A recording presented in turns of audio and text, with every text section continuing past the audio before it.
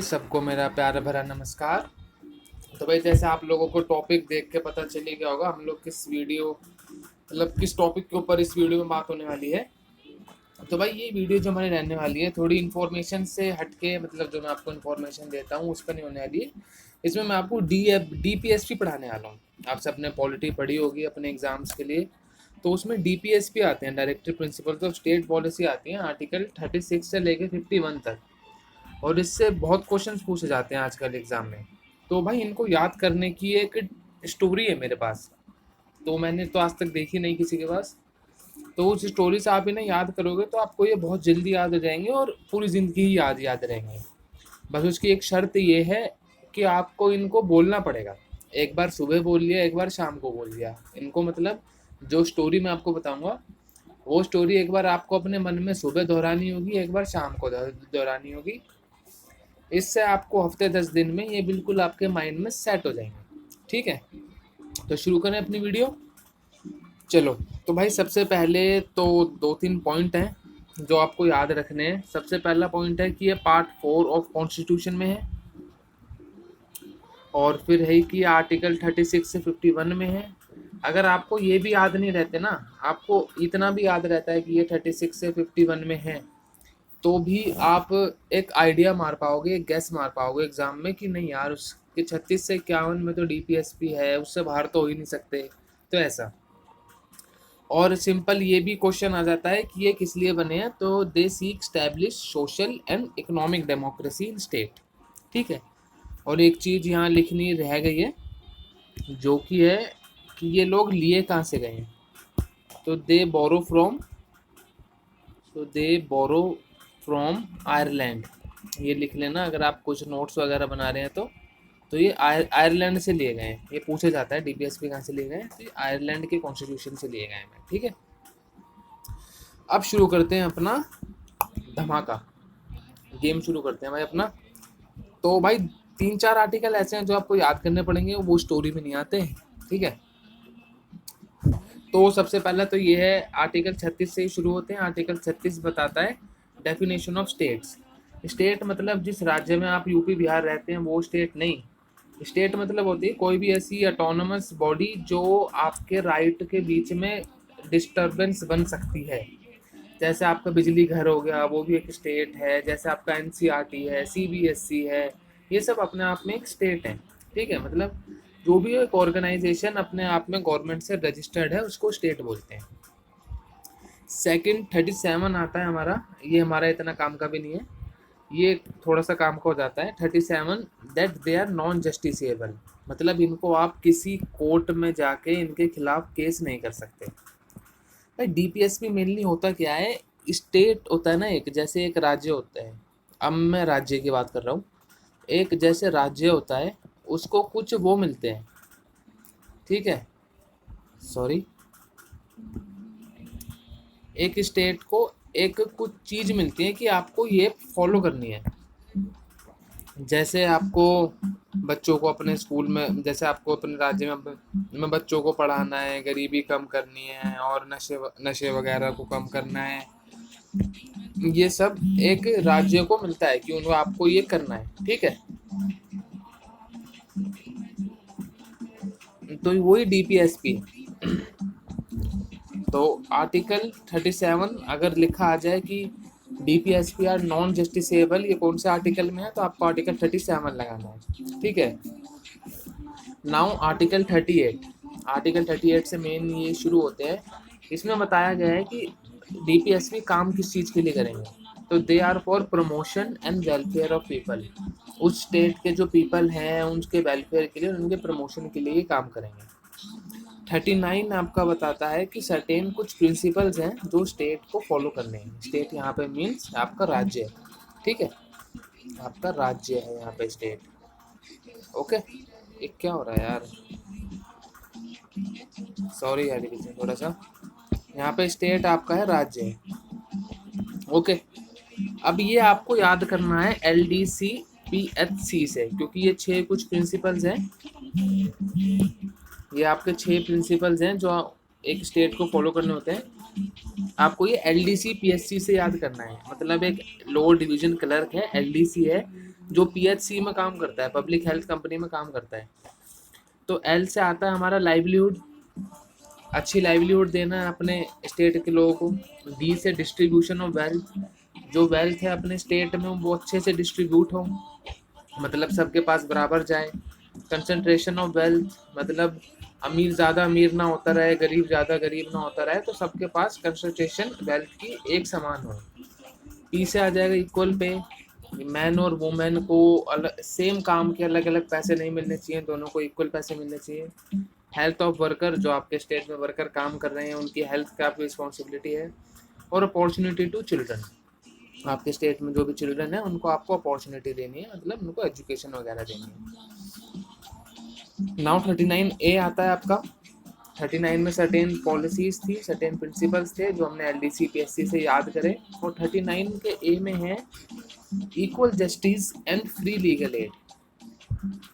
आपको अपने स्टेट में रह रहे लोगों को इक्वल जस्टिस प्रोवाइड कराना है और उनको फ्री लीगल एड देना है। फ्री लीगल एड मतलब अगर जैसे कोई पुअर है, वो उसको किसी गलत केस में फंसा दिया गया है या कुछ हो गया उसके साथ और उसके पास वकील करने के पैसे नहीं है, तो आपने सुना होगा कि सरकार उन्हें सरकारी वकील करके देती है ना, सरकारी वकील करके देती है सरकार।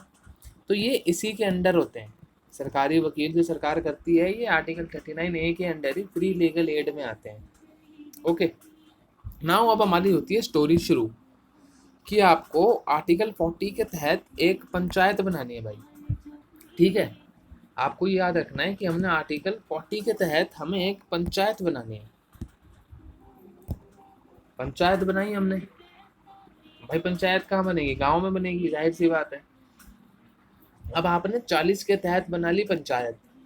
अब पंचायत बना के आप करोगे क्या? खाली तो बैठोगे नहीं पंचायत में। तो 41 के तहत आप उसमें लोगों को काम दोगे, राइट टू वर्क, बच्चों को पढ़ाओगे, राइट टू एजुकेशन, और पब्लिक असिस्टेंस मतलब पब्लिक की सहायता करोगे। कोई आपसे कुछ पूछने आ रहा है कि सरपंच साहब ये कैसे होता है या फलाना चीज़ कैसे होती है, तो आप पब्लिक को असिस्ट करोगे, आप उनकी मदद करोगे। 40 में आपने पंचायत बनाई, 41 में आपने गांव के लोगों को वर्क दिया, गांव के बच्चों को एजुकेशन दी और उनकी मदद करी। अब बात है 42 में। 41 के तहत आपने उन्हें काम दे दिया। अब 42 के तहत आप कम से कम एक ऐसी कंडीशन तो बनाएं जहां वो काम कर सकें।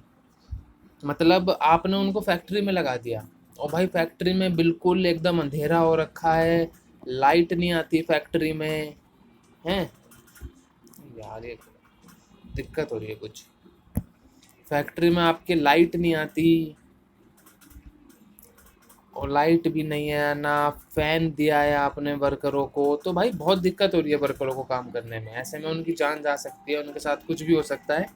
तो उनको कम से कम आपको एक जस्ट ह्यूमेन कंडीशन देनी है, मतलब एक ऐसी कंडीशन जहाँ आदमी काम कर सके, प्रॉपर लाइटिंग हो, हवा पास होती हो, वेंटिलेशन हो प्रॉपर। और औरतों को मैटरनिटी रिलीफ देनी है, मतलब जब वो अपने गर्भ धारण कर लेती हैं, उनको जब उनका बच्चा होने वाला होता है तो उनको 5 से 6 महीने की मैटरनिटी रिलीफ मिलती है। ठीक है, ये मेनली जो आपका बच्चा होने से 3 महीने पहले से शुरू हो जाती है, बच्चा होने के 3 महीने बाद तक रहती है मैटरनिटी रिलीफ, ऐसे 6 महीने की होती है। ठीक है, तो भाई 41 में आपने काम दिया, 40 में पंचायत बना के 41 में काम दिया, 42 में उन्हें कंडीशन दी बढ़िया काम करने के लिए, और 43 में उनको लिविंग वेज दिया। अब कम से कम भाई उन्हें इतने पैसे तो दो जो वो डेली कुछ खा सकें। पता चल रहा है आप उन्हें डेली के 20 रुपये दे रहे हो, भाई क्या कर लेंगे वो 20 रुपये से? तो जो सरकार ने तय कर रखा है डेली के 400-500 रुपये, वो आपको उन्हें देने हैं ताकि उनका रोज़मर्रा का जो जीवन है वो चले। कम से कम आप उन्हें उतने पैसे तो दो जो वो अपना डेली खा पी के जिंदा रह सकें।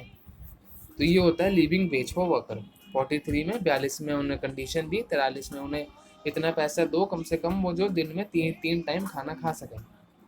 और 43A में आता है कि participation of worker in management. अब आपने उन्हें लिविंग वेज दे दिया। अब भाई ये बहुत बेकार लगता है जब मालिक अपनी अपनी चलाता रहता है।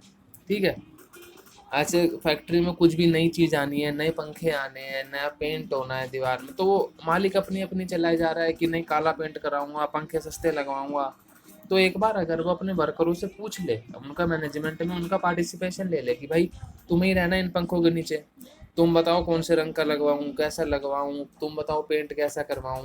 चाहे वो कराए बाद में अपनी ही मर्जी का, पर एक बार जब वो वर्करों से पूछ लेता है तो वर्करों को तसल्ली रहती है कि हाँ भाई हमारा मालिक हमसे पूछता है, हमारी केयर करता है, तो वो ज़्यादा उनका आउटपुट निकल के आता है। उससे दोनों को ही फायदा होता है, मैनेजमेंट को भी और वर्करों को भी। ठीक है, अब यहाँ तक हमारी एक स्टोरी खत्म हो गई। अब मैं आपको फिर से एक बार रिवाइज करा दूँ कि हमने 40 के तहत पंचायत बनाई। एक बार आंख आंख बंद करो अपनी, सारे आंख बंद करके रिवाइज करो सब, कि 40 में हमने पंचायत बनाई, 41 में हमने उनको काम दिया, एजुकेशन दी।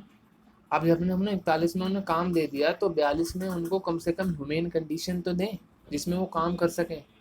42 में कंडीशन दे के 43 में उन्हें लिविंग वेज तो दें जो वो भाई 2-3 टाइम खाना खा सके दिन में। ठीक है, अब 43 के बी में अब जब कुछ इतना सब कुछ कर ही रहे हो तो उनसे भाई पूछ भी लो कि कैसे क्या काम करना है, तुम भी बता दो थोड़ा सा, तो वो भी खुश आप भी खुश। ठीक है, चलो अब आँख खोल लो। अब आते हैं नेक्स्ट स्टोरी की तरफ, जो कि आर्टिकल 44 से शुरू होती है। अब हमने आर्टिकल 44 के तहत एक यूनिफॉर्म सिलवाई।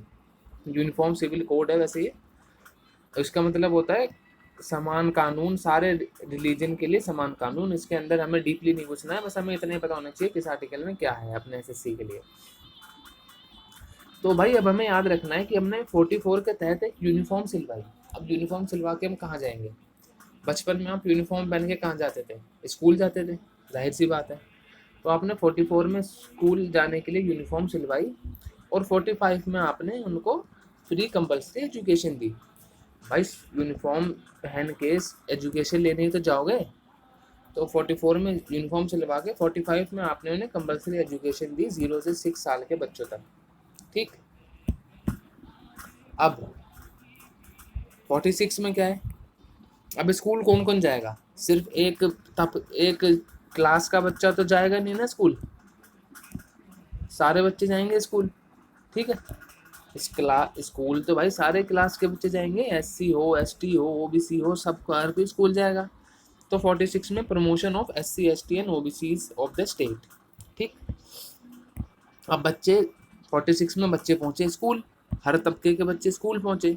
स्कूल पहुंच के उन्हें लगी भूख, तो अब आपको उनके न्यूट्रिशन का ध्यान रखना है।